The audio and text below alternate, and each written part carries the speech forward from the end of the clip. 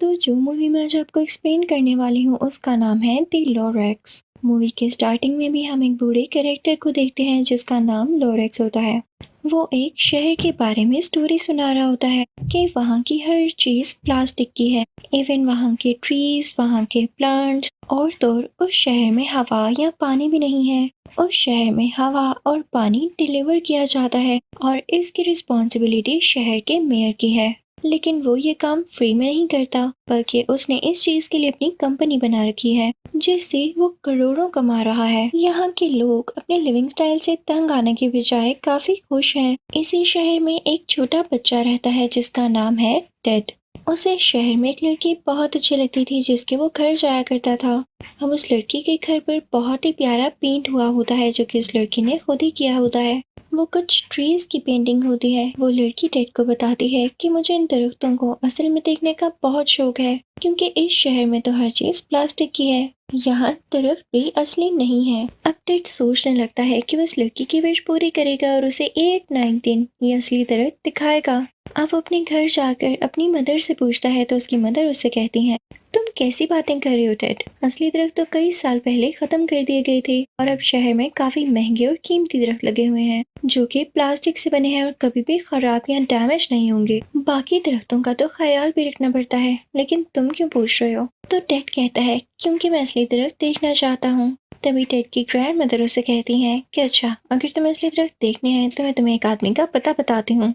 लेकिन जिस जगह वो रहता है वो जगह काफी खतरनाक है। वहाँ अंधेरा है और वो डेजर्टेड जगह है। उसकी ग्रैंड मदर उसे कहती है लेकिन उस आदमी को काम रखने के लिए 3 चीजें देनी होंगी, कुछ कॉइन्स, एक कील यानी नेल और एक स्नेल का पुराना सा शेल। अब टेड ये चीजें इकट्ठी करने लगता है ताकि वो उस आदमी से मिलने जा सके।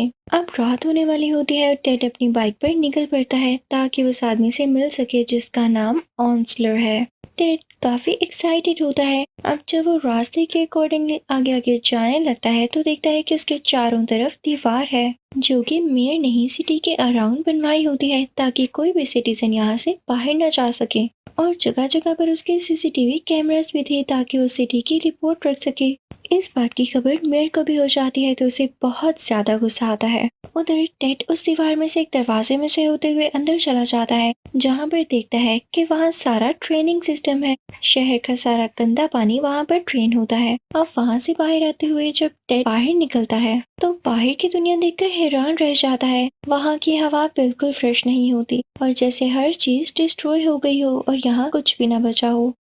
तो वो सोचता है कि शायद मेयर हमारा वेल विशर है जो हमें इस गंदे माहौल में बाहर नहीं जाने देता क्योंकि यहाँ तो सब कुछ बहुत ज्यादा पोल्यूटेड और डैमेज है। अब टेड रास्ता पार करते हुए ऑन्सलर के घर पहुंच ही जाता है और वहाँ पर जाकर पेल देता है। लेकिन तभी वहाँ पर कोई ट्रैप आता है और उसे पकड़कर ऊपर खींच लेता है। अब वो हवा में लटक रहा था।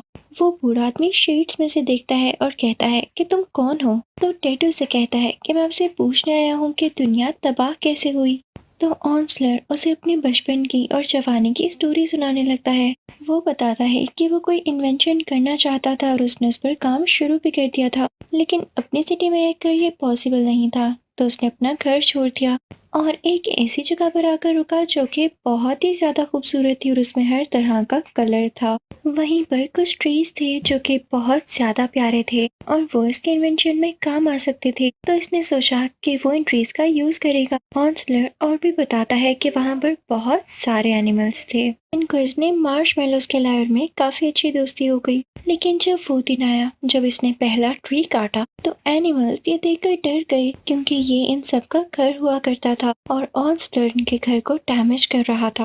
वो सब जानवर वहाँ से डरकर भाग गए और दरख्त कटने के बाद वहाँ का मौसम भी खराब हो गया और बिजली भी चमकने लगी।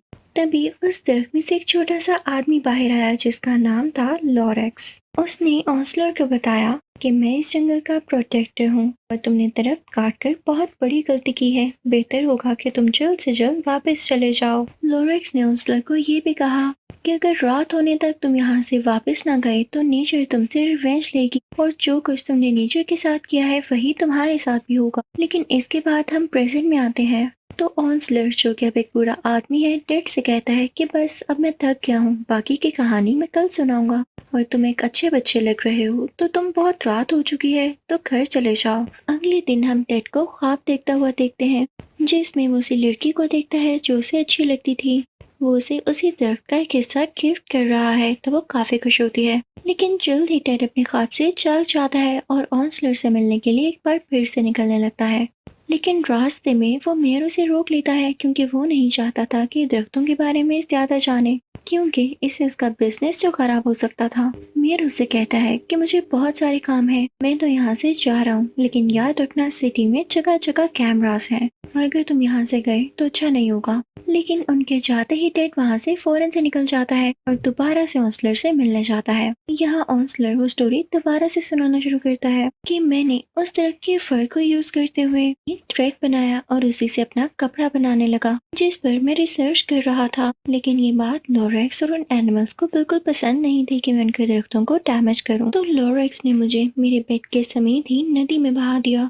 लेकिन मेरे पास बियर का एक छोटा सा बच्चा था, एक कप था, जो कि उन्होंने पहले नहीं देखा। और जब उन्होंने देखा तो उन्होंने उसको बचाने की काफी कोशिश की, लेकिन उनके हाथ ही नहीं आ रहा था और आगे ही वाटरफॉल था, हम दोनों उसमें बह जाते। लेकिन तभी लोरेक्स ने एक बहुत बड़ा स्टोन हमारी तरफ फेंका, जिससे हम दोनों उछलकर पानी से बाहर आ गए। यहाँ पर लोरेक्स ने मुझे प्यार से समझाया कि देखो, किसी जगह जाते हैं तो वहाँ के कुछ मैनर्स होते हैं। अब जैसे तुम यहाँ पर आए, प्यार से रहे, एनिमल्स के साथ दोस्ती कर ली, किसी ने तुम्हें कुछ भी नहीं कहा, बल्कि तुम्हारा अपना टाइम भी काफी अच्छा गुजर रहा था। लेकिन जब तुमने उनके हैबिटेट को नुकसान पहुंचाना शुरू किया, यानी दरख्त काटने शुरू किए, तो तब से ये सारे मसले होना शुरू हो गए। मैं इस जंगल का काट हूँ और मैं जानता हूँ कि इन एनिमल्स और इस जंगल के लिए दरख्त कितने जरूरी हैं।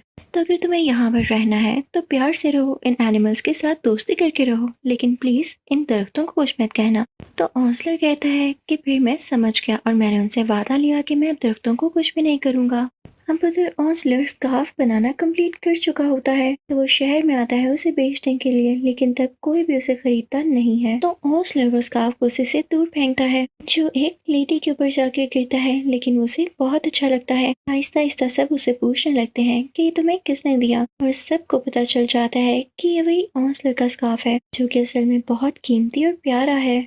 अब वो सब अपने लिए भी कुछ न कुछ बनाने के लिए ऑन्सलर को ढूंढने लगते हैं, लेकिन वो तो जंगल में था। उसे ढूंढते ढूंढते ही वो लोग जंगल में पहुंच जाते हैं। लेकिन ये बात लोरेक्स को बिल्कुल अच्छी नहीं लगती, क्योंकि उनका जंगल बाकी लोगों की नजरों से काफी दूर था और वो आराम सुकून से रहा करते थे। यहाँ पर वो बूढ़ा आदमी स्टोरी खत्म करता है और टेड से कहता है कि अब कल दोबारा आ जाना। उधर हम देखते हैं कि टेड अपनी ग्रैंड मदर को उसी लड़की से मिलवाता है, तो उसकी ग्रैंड मदर को पता चल जाता है कि टेड उसी लड़की का दिल रखने के लिए उन दरख्तों को ढूंढ रहा है और इसीलिए बार बार इस सिटी के बाहर जाता है। उधर हम उस लड़की को देखते हैं जब अपने घर जाती है, तो ये देख के बहुत ज्यादा उदास हो जाती है कि उसके घर पर अब वो पेंटिंग्स नहीं होती। वो पेंटिंग्स मेयर ने ही खत्म करवाई थी, क्योंकि वो भी कहीं ना कहीं जान गया था कि इन्हीं दरख्तों की पेंटिंग्स की वजह से टेड बार बार इस सिटी के बाहर इन्हें ढूंढने जाता है। उधर जब टेड सिटी के बाहर जाने लगता है, तो वो भी देखता है कि सारे रास्ते आज के दिन बंद है। तो वो एक बहुत बड़ी बिल्डिंग के ऊपर से जाता है और वहां से जंप करके दूसरे रास्ते पर आ जाता है और वो दोबारा से ऑन्सलर के पास पहुंच जाता है।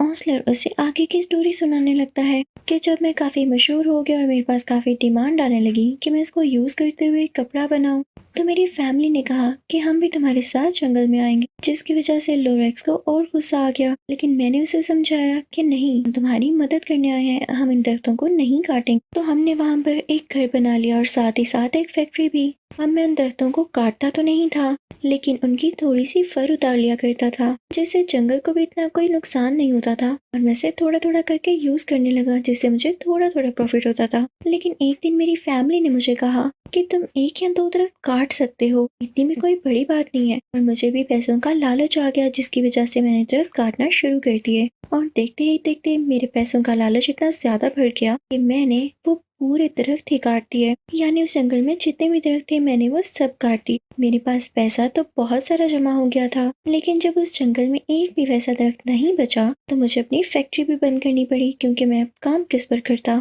लेकिन जो मेरी फैमिली थी वो मेरा पैसा लेकर वहां से चली गई। वहां के सब एनिमल्स भी काफी उदास हो गए, क्योंकि मेरी फैक्ट्री से बहुत ज्यादा पोल्यूशन निकलता था, जो उस प्यारे से फॉरेस्ट को पोल्यूटेड करता गया। एनिमल्स रोते थे। लोरेक्स को भी काफी गुस्सा आता था, लेकिन मैंने लोरेक्स को भी डांट कर वहाँ से भगा दिया, जबकि वो उसकी अपनी जगह थी। तो लोरेक्स ने मुझे कहा कि तुम्हें रिग्रेट होगा, तुमने जो किया है तुम्हें उसका बदला जरूर मिलेगा। अब ऑन्सलर जो स्टोरी सुना रहा था उसे, और लोरेक्स भी वापस आसमान में चला जाता है क्योंकि उसे कोर्ट ने भेजा था इस जंगल की प्रोटेक्शन करने के लिए, और जब जंगल ही नहीं रहा तो उसका क्या काम। ऑन्सलर बिल्कुल अकेला हो गया था और उसे इस बात का रिग्रेट भी था, लेकिन अब देर हो चुकी थी। लेकिन लोरेक्स आसमान में जाने से पहले स्टोन्स इकट्ठे कर गया। वो एक जगह सी बना गया और उसके बाहर उसने लिखा अनलेस, जिसका मतलब वो पूरा ऑन्सलर टेड को ये बताता है कि मेरी सजा तब कम होगी जब तक कि कोई ऐसा बच्चा या आदमी ना आ जाए जो दरख्तों से प्यार करता है, तब तक मेरा रिग्रेट कम नहीं होगा। अब वो बूढ़ा आदमी यानी ऑन्सलर टेड को एक सीड देता है, यानी बीज देता है उन्हीं प्यारे दरख्तों का, और उनसे कहता है कि आखिरी बीज है, ये तुम अपने शहर में लगा देना ताकि लोग देख सकें कि ये दरख्त कितने खूबसूरत थे जिनको मैंने तबाह कर दिया। अब टेड वो बीज लेके सेफली अपनी सिटी जाता है और उस लड़की को भी अपने साथ अपने घर आने का कहता है। वो लोग ऊपर वाले रूम में होते हैं और टेड बीज को छुपा देता है, लेकिन वो मेयर सिटी के रास्तों में सीसीटीवी कैमरा से इस बीज को टेड के साथ देख चुका था। तो वो पहले से ही टेड के घर पहुंचा होता है और उससे बीज मांगता है। तो टेड कहता है मेरे पास तो कोई बीज नहीं है।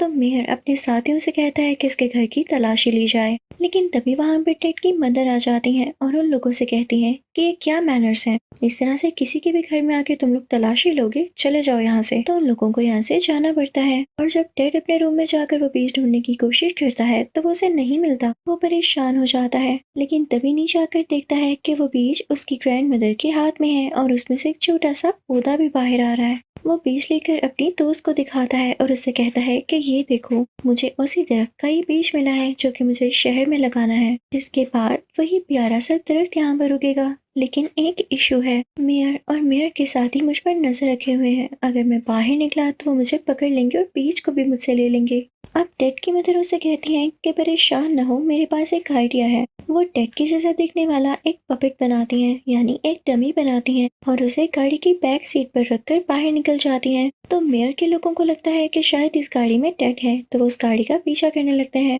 अब दूसरी तरफ टेड, उसकी दोस्त और उसकी ग्रैंड मदर उसकी बाइक पे उस बीज को साथ लेकर निकलते हैं ताकि उस बीज को दबाकर उस प्लांट को उगाया जा सके। मेयर को काफी गुस्सा आ रहा होता है क्योंकि अगर ये दरख्त लग गया तो उसका बिजनेस बंद हो जाएगा, तो वो ऐसा रिस्क लेता भी क्यों। इसलिए वो कोई विंग्स जैसी चीज बनाता है और उसी को यूज करते हुए सीड को उड़ाते हुए अपने पास लेकर आता है। वो सीड एक बोतल में गिरता है। अब मेयर भी उस बोतल को पकड़ लेता है। अब टेड परेशान हो जाता है, लेकिन तभी अपनी बाइक को तेजी से स्लाइड करता है और उसकी ग्रैंड मदर अपनी स्टिक का यूज करते हुए उस बोतल को अपने पास ले आती हैं। अब फौरन से वो एक गार्डन में जाते हैं जहाँ पर मेयर का स्टैचू बना होता है, तो वो स्टैचू के सर को भी तोड़कर नीचे गिरा देते हैं, जिसकी वजह से ग्राउंड पर प्लास्टिक की घास खराब हो जाती है, यानी वो जगह टूट जाती है और नीचे से असली ग्राउंड निकलता है जो कि मेयर ने जानबूझकर छुपाया हुआ था। अब उन लोगों ने सीट को भी निकाल लिया था ताकि वो उसे ग्राउंड में दबा दें। आसपास के लोगों को ये चीज अच्छी नहीं लग रही थी। तभी वहां पर मेयर आ जाता है और लोगों को और भड़काने लगता है,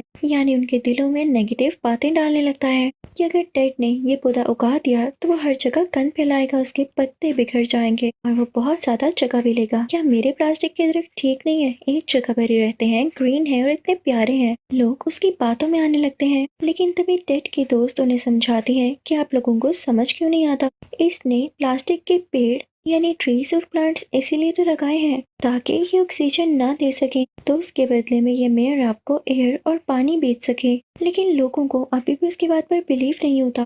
टेड कहता है अच्छा, तो आप लोगों को इस तरह से यकीन नहीं आएगा। वो फौरन से एक क्रेन पर चढ़ता है और सामने वाली दीवार को गिरा देता है, जिससे वहाँ के लोगों को बाहर की दुनिया नजर आने लगती है। वो लोग जिन्होंने सिटी के बाहर कुछ नहीं देखा था, वही लोग बाहर की दुनिया देखकर बहुत खुश हो रहे थे। अब सब लोग उस मेयर के अगेंस्ट हो जाते हैं कि वाकई इसने हमें यूज किया है। वही मेयर का अपना साथी उसके सर पर एक फ्लायर लगाकर उसे वहां से उड़ा देता है, और अब टेड और उसके साथी मिलकर वहां पर वो बीज उगाते हैं। कुछ ही दिनों में वो पौधा बड़ा होने लगता है और वही प्यारा सा दरख्त बन जाता है। तभी वहां पर ऑन्सलर भी आता है और उस शहर को देख के बहुत खुश होता है कि ग्रीनरी एक बार फिर से वापस आएगी। और तभी उसके सामने लोरेक्स आता है जो उसे शाबाश देता है और कहता है कि तुमने अच्छा काम किया। मैं हमेशा से यही चाहता था कि लोग ग्रीनरी की वैल्यू को समझें। जो नेचर से प्यार करता है, नेचर भी उससे प्यार करती है। इसी के साथ ये मूवी यहीं पर एंड हो जाती है। I hope you like the explanation. Thank you so much.